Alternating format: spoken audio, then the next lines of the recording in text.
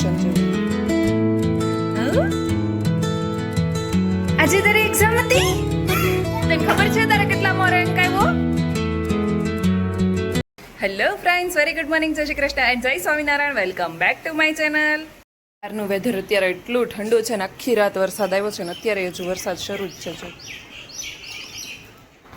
જો અહીંયા પાણીમાં છાંટા પડે એ ઉપરથી ખ્યાલ આવતો હશે.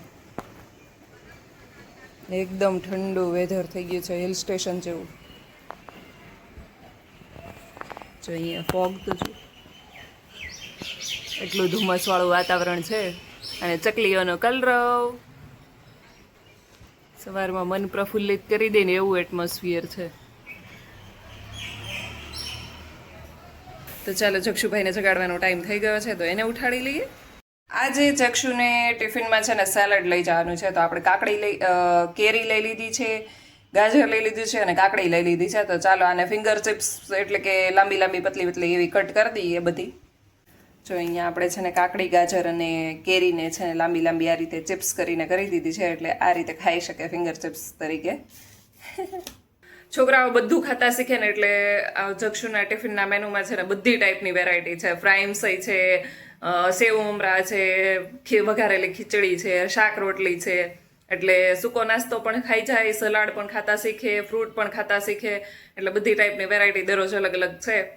તો આપણે આજે સલાડનો વારો હતો, એટલે આજે તો કંઈ બનાવવાનું છે નહીં. સવારમાં આપણે સલાડ ભરી દીધું છે અને જક્ષુને જો હોલમાં આવી ગયો છે, પણ હજી ભાઈની ઊંઘ ઉડી નથી, કેમ કે ગઈકાલે મેરેજમાં ગયા હતા અને ત્યાંથી આવ્યા અને વૃષભને ઘરે આવતા લેટ થઈ ગયું હતું, એટલે સુવામાં લેટ થઈ ગયું હતું.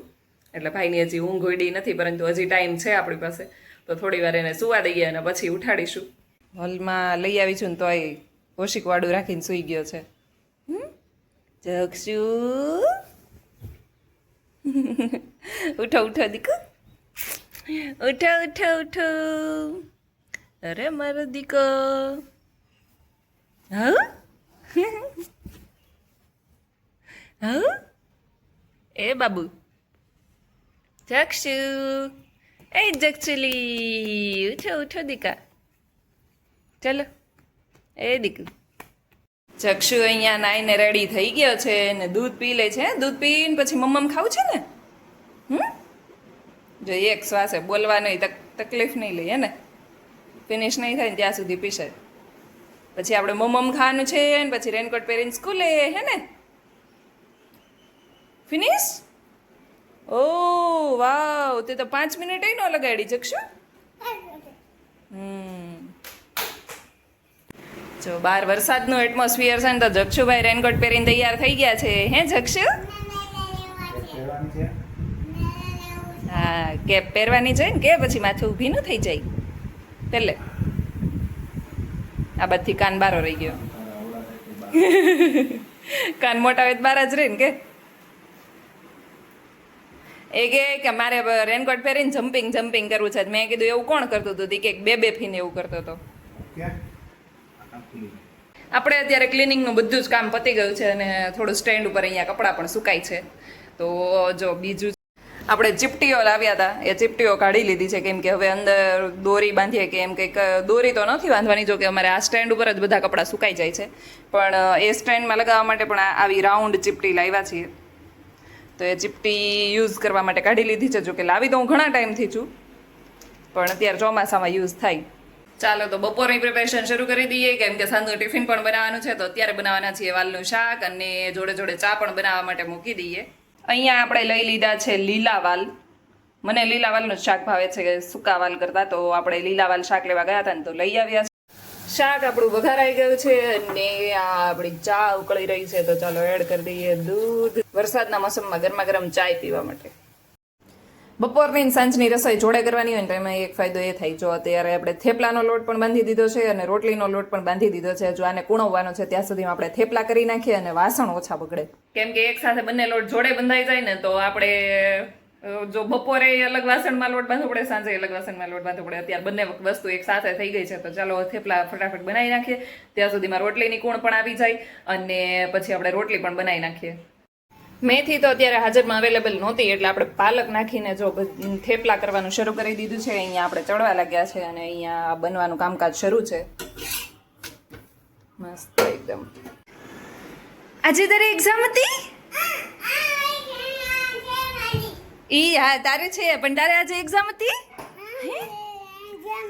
તને ખબર છે તારે કેટલામાં રેન્ક આવ્યો? હે તને ખબર હતી 2 રેન્ક આવ્યો છે ઈ? અરે વાહ માલો દીકરો. આજે જક્ષુની જો પહેલી મંથલી ટેસ્ટ હતી. મંથલી ટેસ્ટ તો ઠીક, પણ એની લાઈફની પહેલી એક્ઝામ કા જક્ષુ? એમાં એને 2nd રેન્ક આવ્યો છે ભાઈને. હે જક્ષુ? ઓ મારો દીકરો. ઘરે ભલે હોમવર્ક કરવું હોય કે ન કરવું હોય, પણ સ્કૂલમાં બધું કમ્પ્લીટ કરીને આવ્યો છે. તને આવડી ગયું તું? આવડી ગયું તું? હા તો વરસાદ હોય ક્રોક્સ પહેરીને જ જવાનું હોય ને. આજે તારે ડ્રોઈંગ બનાવવાનું છે હોમવર્કમાં? હે હા લઈ લે, એ તારું જ છે હો.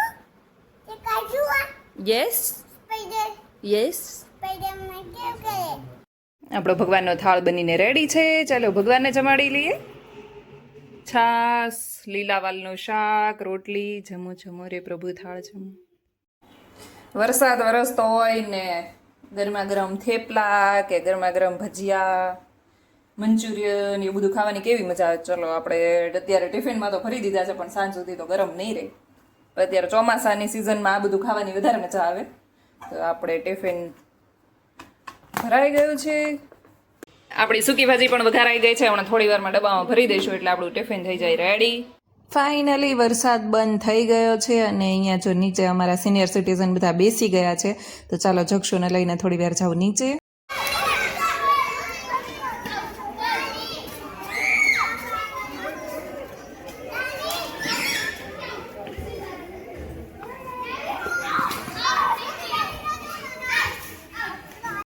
મોસ્કીટો નથી બેટા, વરસાદના જીવડા હોય ને એ છે પાંખવાળા. જો કેટલા બધા છે. ચાલ આવતો રે આવતો રે. મોસ્કીટો નથી. ક્યાં ગયો? આવતો રે. જક્ષુ એની ડીશ લઈને આવી ગયો છે ને અહીંયા અમારી થેપલા અને સૂકી ભાજી આવી ગઈ છે. જક્ષુની ડીશમાં પણ થેપલા અને સૂકી ભાજી છે. હે જક્ષુ, તને ભૂખ લાગી હતી બેટા? તો ચલો એટલા 2 થેપલા અને સૂકી ભાજી ફિનિશ કરી દેવાની છે. ઓકે, છાશ આપું? ચાલો હમણાં છાશ આપી દઉં છું.